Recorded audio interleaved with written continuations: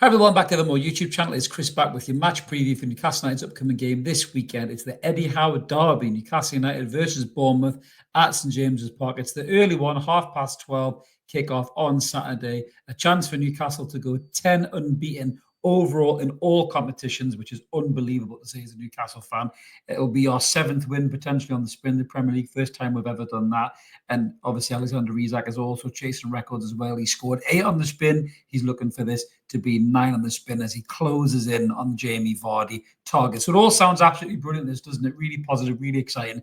But this game against Bournemouth isn't a home banker, and it's not been kind Newcastle over the years. We're going to get stuck right into this in a minute, tell you about how we think the guys are going to line up, talk about Bournemouth as well, talk about their threats, and let you know how we think the game is going to go. If that's the kind of thing you guys like, smash subscribe, help get us to the next milestone. 10K is our next goal. We're only 360 something away, I think. So smash that button, guys. Help get us there as quick as we possibly can. We're way ahead of schedule, but your help will get there even quicker, and I'll be buzzing, and we'll have a mint prize to give away as well for that. So, as I say, one man in common with these two clubs. Eddie Howe is basically Bournemouth's Kevin Keegan. They love him. The Cherries love him. There's a huge love in for our manager. Obviously, we love him, what he's done as well in terms of transforming Newcastle United since he came in from relegation fodder to Champions League teams. And it looks like possibly Champions League again, with unbelievable turnaround even this season when some of us were questioning whether he was the right man for the job. I asked the question as well. It's right as a football fan. I'll never shy away from it. If the club goes off the rails a little bit, results aren't there, team doesn't look great, you start questioning the manager. Rightly or wrongly, that's just a natural thing with football. But my God, Eddie Howe has turned this around for Newcastle United. He's evolved as a coach. He's an even better coach than he was when he was at Bournemouth. And he's even better coach than he was when he first came to us. And that's what young managers do. They evolve. So how are we going to line up in this game? That's the important thing. Now, this is how I think we're going to line up. I've made a change here, as you'll probably realize, and you'll see and go, oh, what are you talking about, Chris? I'm going to explain it in a minute. So the most of the team kind of picks itself, really. We're going to continue with Martin Dubravka in between the sticks. The back four is going to be completely unchanged. We've got Lewis Hall on the left, Tino Livramento on the right, the full-back mountain, as they're being called now. Absolutely love these two lads. They're absolutely class. Mint had a really good game against Wolves midweek. Tough game at times, but really dug in and showed they can defend as well as attack, which is absolutely brilliant. I'm not going to break up the back two of Sven Botman and Dan Burn, the two lefties, even though Fabian Schär should probably be in contention for this game if he gets over his lurgy. The midfield is where I've made the change. You can see right there's a huge, big beast character missing from my team, and that is Joe Linton, J7. He's just looked really tired in the last few games. He's had a lot of football, and I would like to see Eddie Howe give Louis Miley a chance to start in the midfield with Bruno Guimaraes and Sandro Tonali. Now, that's what I would probably do. I'm not sure Eddie Howe will do it. Maybe he will, maybe he won't. But I think Louis looked really good when he's come on, composed, calm in the ball, got stuck in a little bit as well after that initial kind of light tackling against Bromley. Looked decent when he came on against Wolves as well. So for me, Louis Miley in the midfield with the other two, and I can't wait to see that. If it does happen, the quality of the ball will be immense. However, Howe might want to go for Joe Linton's physicality in this game because Bournemouth can mix it up, to be fair. You know, with the likes of Lewis Cook in their midfield, they don't mind throwing a tackle in. Maybe he doesn't want to put Louis in that situation, but we'll wait and see. But I've gone for Louis Miley over J7. Now, the front three, again, picks itself. You know, I heard Alex on the TTR say that's the best front three in Europe. And statistically, you know, he's probably not wrong. You may think he's mad if you're a non-Newcastle fan, but Anthony Gordon, Jacob Murphy on the right-hand side, who looks a player reborn. He really does a lot of his old Jacob Murphy. An apology, I think. He's gone away, worked in his game. And how long we're going to say this is a purple patch and it's going to blow over? He just seems to be getting better and better every single game. He's making the right decisions now, doing the smart things, and long may it continue because he's a lovely lad as well. And we all like him, but he's doing it on the pitch now in key areas with assists and goals, and it's brilliant. And who is the assistant? The main man through the middle, Alexander Isak. There's not a team in Europe this guy wouldn't get in for right now. He's absolutely class. I said that in the post-match analysis, the aftermath, and I'm saying it here in the preview. Alexander Isak is on fire. He's the one centre forward that none of these defenders in the Premier League or Europe want to play against. We could play Real Madrid on Saturday and they'd be shitting themselves how to deal with this guy because he's absolutely electric in the minute. He can come deep, he can pull wide. You know, we'll get into Bournemouth's last game in a minute against Chelsea, but Nicholas Jackson got loads of change, dropping deep and running at Bournemouth with pace, and he's half the player Alexander Isak is on his best day. So if Alexander Isak rocks up to this game with the confidence that he's been showing, Bournemouth could be in for a tough day, but I don't think it's going to be as easy as that. So that's a team that I'm going to go for.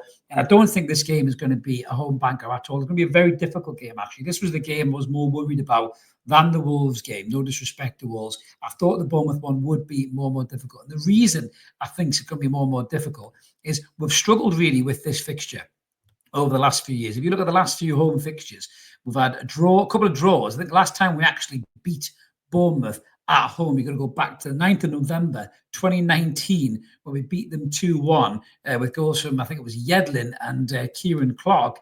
And who was the manager for us back then? Well, you know. And who was the manager for them back then? Well, it was a certain Eddie Howe as well. Yes, it was Yedlin and Kieran Clark, one before half-time, one after half-time, and Harry Wilson got the goal for them. But we've not had a great run of this fixture. There's been a lot of draws in this game. Something has to change, obviously, and with the form Newcastle United in, there's no better time for us to get another win, the first since 2019 against this opposition. But it's not going to be easy at all because they are a very, very talented side. In terms of how I think they're going to line up, it's probably going to be very similar to the way it lined up in the last game, where they've got Travers in goal, they've got Hill, they've got Zabarani, Dean Howson, I think, is an excellent player, 19 years old.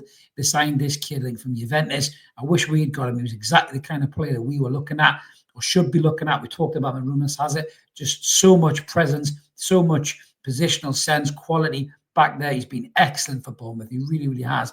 We've got Kirk Ayres at full-back, and he loves to bomb forward as well and create. He's got a few assists this season already. Dangerous player, be linked to the likes of Manchester United as well.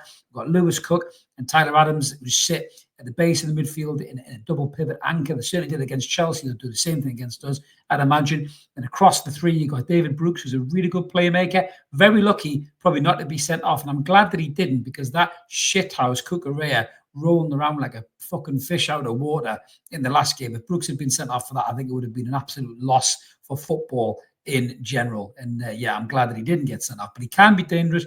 Pop up in pockets of space, get on the ball, make things happen. Eddie Howe knows him very well. Obviously brought him through in Bournemouth, so he'll have a plan for him. Ryan Christie, who works hard, he runs a lot. Used to play for my dad's team, Celtic, and I don't think he's particularly great, is Christie, in all fairness. I just think he's flat as to deceive a lot, but he works hard, and he's a bit of a shithouse as well. Semenyo, who's the main man, 6 goals this season. I think 4 assists, I think. Absolutely electric kind of player we've been linked to, I think, as well. 2 assists, I beg your pardon, 6 goals and 20 appearances. A phenomenal player, pace, quality, scored a raker against Chelsea as well. Don't get a chance to shift it on that left foot of his, or he'll power drive it in the back of the net. And leading the line, they're going to have Dango Ouattara, because they are missing their main centre forward, who's Evan Nielsen, who's a decent player, causes trouble before in previous games. I think he had about 5 or 6 goals before he got injured. They're also missing Marcus Tavinia as well, brother of James Tavinia, ex-Newcastle United player. But there is a couple of players that aren't in that starting lineup who could get a chance or maybe come up from the bench. And one of them in particular is the son of a former Newcastle United player, which is Justin Kluivert. So Justin Kluivert is actually their top goal scorer this season with 7 goals.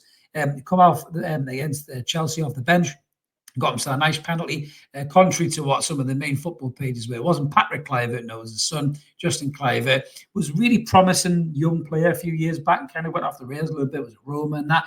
But he has got something about him as well. Likes to get in the ball, can pull out wide, can pull into space, can drop into that kind of false 9 position as well. So these are no mugs whatsoever. They're sitting 8th in the Premier League, and Iriol has really got them playing some good football, the press high as well. Likes a Christie will press you. So many will press us high. That's one of his biggest strengths, and his ability to run at the fullback as well. But for me, looking at the most dangerous players that they have on the pitch, I think Semenyo is the most dangerous player that they have on the pitch. There is no doubt about that, in my opinion. But if he's going to be coming up against, Tino Livramento, Tino can match him stride for stride, pace-wise. If he tucks inside, Sven Botman, I think, can take care of him.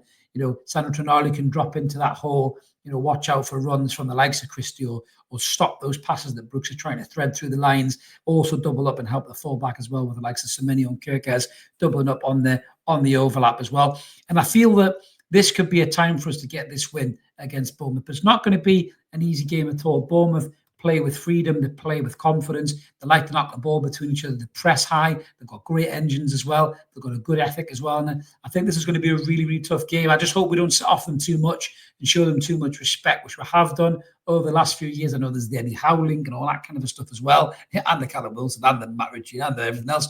We see the sign all the players from Bournemouth at one particular point. Lloyd Kelly as well, which may or may not be the football club much longer if you believe what you read. But for me, Newcastle United, in the vein of form that they're in right now, the confidence and the fact that this is at home, with the Toon Army behind them, with the way that the fan base are feeling right now, the confidence in the lads, the resilience the lads have, even if the goal down, I feel like they can come back and achieve, certainly at home as well, where we just feel invincible against any team, really. This is not going to be an easy game by any stretch of the imagination, but I'm going to go for a Newcastle win in this one. I'm going to go 2-1 to Newcastle United. I'm going to back Alexander Isak as well to keep that goal scoring record going and get scoring in the 9th straight game, and he's going to go for that Ruud van Nistelrooy and Jamie Vardy target. I'd love Alexander Isak to break that target this season. He'd be absolutely class. I think he's bang on to get over 20 goals again this season.